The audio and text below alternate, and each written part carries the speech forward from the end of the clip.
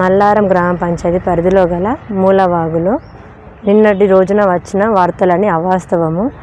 అవి చికెన్ సెంటర్లు, mutton centre వాళ్ళు అక్కడ రోడ్డు పక్కన వ్యర్థాలు వేయడం వలన కుక్కలతోటి ఇబ్బంది పడుతున్నారు జనాలు. అక్కడ ఒడ్డెర కాలనీలో ఉన్న వ్యక్తులకి చర్మరోగ వ్యాధులు కూడా ఇబ్బంది పడుతున్నారు. వాళ్ళ ఫిర్యాదు మేరకే మేము అక్కడ పక్కన మూలవాగులో బావి ఉంది, బావిలో వేసుకోమని చెప్పడం జరిగింది. దానిలో భాగంగా వాళ్ళు క్లీన్ చేసుకోవడం జరిగింది. అది కలవర్టు కూలగొట్టడం అనేది అవాస్తవం. అది ఇదివరకు కూలిపోయి ఉన్నది, కానీ వాళ్ళు తప్పుడు సమాచారం ఇచ్చారు మా పైన.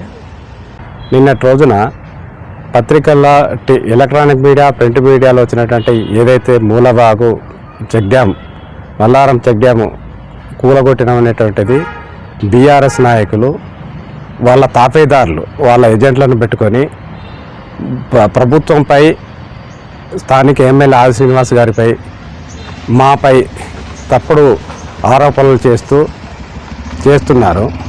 ఎవరైతే నిన్న ప్రింట్ మీడియా, ఎలక్ట్రానిక్ మీడియాలో వాయిస్ ఇచ్చినటువంటి నాయకులకు నేను ఒకటే చెప్తున్నా, మీరు ఈ వేములవాడ కాన్స్టిట్యున్సీ టీఆర్ఎస్ ఇన్ఛార్జ్ ఎవరైతే ఉన్నారో లక్ష్మీనరసింహారావు గారికి, మీరు మీ నాయకులు, మీ అనుచర వర్గం ఏదైతే ఉందో వాస్తవాలు తెలుసుకోకుండా మాట్లాడడం అనేది కరెక్ట్ కాదు.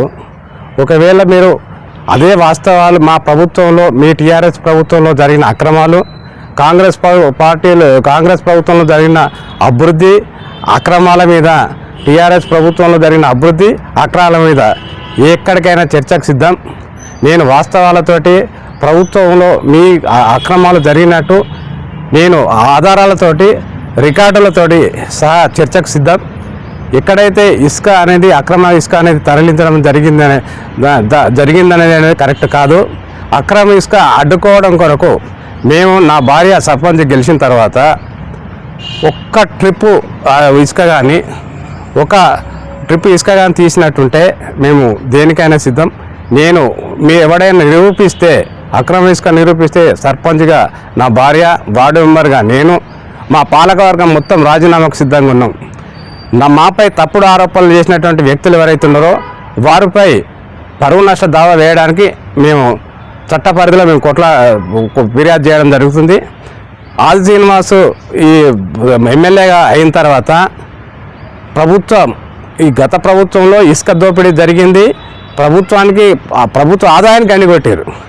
ఈరోజు ట్రాన్స్పరెన్సీగా ఒక పద్ధతి ప్రకారంగా ఇరిగేషను, రెవెన్యూ, పోలీసు పలు విభాగాలను అక్కడ పెట్టి ఒక క్రమ పద్ధతిలో ఇసుక పర్మిషన్లు ఇచ్చి ఒక ట్రాన్స్పరెన్సీగా ప్రభుత్వాన్ని నడిపిస్తున్నటువంటి వాళ్లకు, ఇసుక అక్రమార్కులకు, ఏదైతే లక్ష్మీనరసింహారావు తాఫేదారులు ఎవరైతే ఉన్నారో వాళ్లకు కనీసం అవగాహన లేదు. పెద్ద మాటలు మాట్లాడుతున్నారు. మిషన్ కాకతీయ అనే పేరు మీద మిషన్ కాకతీయ చెరువులని మాట్లాడుతున్నారు. మిషన్ కాకతీయ చెరువు వేములవాడ మున్సిపాలిటీ పరిధిలో ఉన్నటువంటి లక్ష్మీపూర్ చెరువు ఏదైతే ఉందో, కేసీఆర్ సమీప బంధువు దాని కాంట్రాక్ట్ తీసుకొని మత్తడి విధ్వంసం చేస్తే, ఆ విధ్వంసం చేసిన మత్తడిని కట్టించిన ఘనత ఆది శ్రీనివాస్ గారిది. ఎమ్మెల్యే ఆది శ్రీనివాస్ గారు మా municipal vice chairman Bing Mahesh ద్వారా కట్టించడం జరిగింది. అది వాస్తవం కాదా? మీ కళ్ళు కనిపిస్తలేవా? ఇదే మా బతుకమ్మ తెప్ప వేములవాడ వద్ద గత ప్రభుత్వంలో పనిచేసినటువంటి రాజకీయ నాయకుల బంధువులకు ఎవరైతే ఆస్తులను కాపాడుకోవడం కొరకు చెక్ డ్యామ్ వద్ద నువ్వు గోడ కట్టినవే, అదే మల్లారంలో చెక్ డ్యామ్ గోడ కూలిపోయి 5 ఎకరాల భూమి కొట్టుకపోయింది. వాళ్ళు రైతులు కాదా? మరి ఈ మీ నాయకుని బంధువులే రైతులా? వాగొట్టున్నటువంటి ఇల్లు కట్టి వాగొడ్డును ఆక్రమించినటువంటి మీ నాయకులు ఇలా మాట్లాడడానికి మీకు సిగ్గు ఎట్లా, మీకు నోరెట్లా వస్తుంది? లక్ష్మీనరసింహారావు గారు, మేము ఛాలెంజ్ చేస్తున్నాం. మేము అక్రమాలు చేసినటువంటి మీ ప్రభుత్వంలో అక్రమాలు చేసినవి వాటిని నిరూపించడానికి సిద్ధంగా ఉన్నాం. మీ తాఫేదారులకు కనీసం అర్హత లేని వ్యక్తులు మాట్లాడడం అనేది వాళ్ళ మీద మాట్లాడాలంటే మాకు సిగ్గు అనిపిస్తుంది. మీరు చర్చకు సిద్ధంగా రండి. అలాగే ఇక్కడ చెక్ డ్యాంలో వాళ్ళ సొంత ఆస్తులను కాపాడుకోవడం కొరకు రిటైలింగ్ వాళ్ళు ప్రభుత్వ సొమ్ముతోటి చేస్తారు. మూలవాగు ఆనుకొని ఇల్లు కడతారు. లక్ష్మీపూర్ చెరువును అది మత్తడి తెంపేసి రైతులకు అన్యాయం చేస్తారు.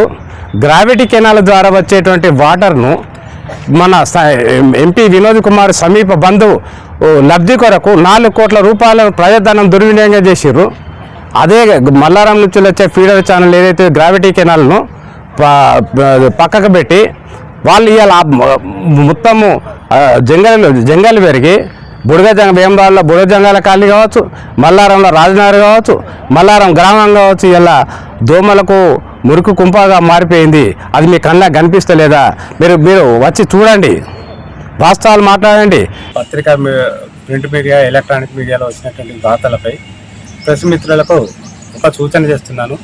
మీరు ప్రెస్ విలువలను కాపాడుతూ ఒక మల్లారం గ్రామానికి సంబంధించినటువంటి ఎలాంటి విషయాలపైన కానీ మా వివరణ లేకుండా మా వివరణ తీసుకోకుండా మీరు ఎలాంటి వార్తలు వ్రాయొద్దు. ఒకవేళ మేము చట్ట వ్యతిరేకమైన పనులు చేస్తే ప్రజాకోర్టులో మమ్మల్ని శిక్షిస్తారు.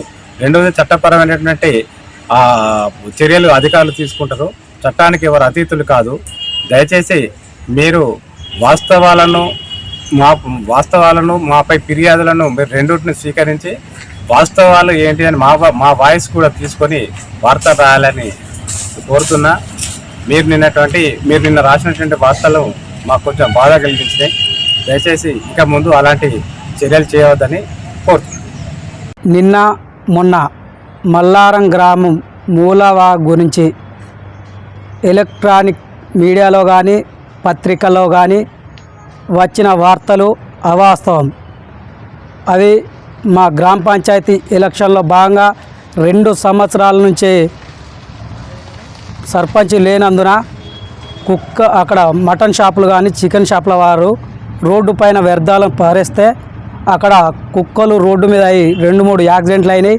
అక్కడ పక్కనే మురికి కాలువ ఉంది. దానిలో దోమలు ఈగలతోటి పక్కన ఒడ్డరి కాలనీ వాసులకు చర్మ వ్యాధులు వస్తున్నాయని చెప్పేసి వాళ్ళు ఒడ్డరి కాలనీ వాసులు గ్రామ పంచాయతీలో మొన్న కొత్తగా ఎన్నికైన మాకు ఫిర్యాదు చేయగా వారిని పిలిపించి చికెన్ షాప్ వాళ్ళను మటన్ షాప్ వాళ్ళను పిలిపించి వారికి 29వ తారీఖున నోటీసులు ఇచ్చి మీరు అక్కడ పడేయద్దు అని అంటే మేము గత 3 సంవత్సరాల కిందట వాగు అవతల ఉన్న పాడువాట బావిలో పారేసే వాళ్ళం. మరి ఇప్పుడు వాగు అక్కడ కట్టాయి, మాకు పోరాకుండా దారి లేదు అంటే మీరు దారి చేసుకోండి అని చెప్పినాం. దారి చేసుకున్నారు. చేసుకునే క్రమంలో ఆడ మత్తడిది కరకట్ట అనేది 2-3 కట్రాలు అనేది ఫస్టే గోలిపోయింది గదం వరకు. తర్వాత నిన్న జరిగే క్రమంలో అది జేసీబీ దిగబడి ఒకటో రెండో రాళ్ళు కూడిపోతే అక్కడ ఉన్న బీఆర్ఎస్ నాయకులు ఇక్కడ అక్రమ ఇసుక రవాణా గురించి తొవ్వలు చేసిరని చెప్పేసి ఊరును వార్తలలోకి ఎక్కించరు. అది సరైన పద్ధతి కాదు. పద్ధతి మార్చుకోండి. టీఆర్ఎస్ నాయకులారా, ఏదైనా ఉంటే ముఖం చర్చకు రండి. గ్రామ పంచాయతీలో మాట్లాడామా లేకపోతే మీడియా సమక్షంలో మాట్లాడామా?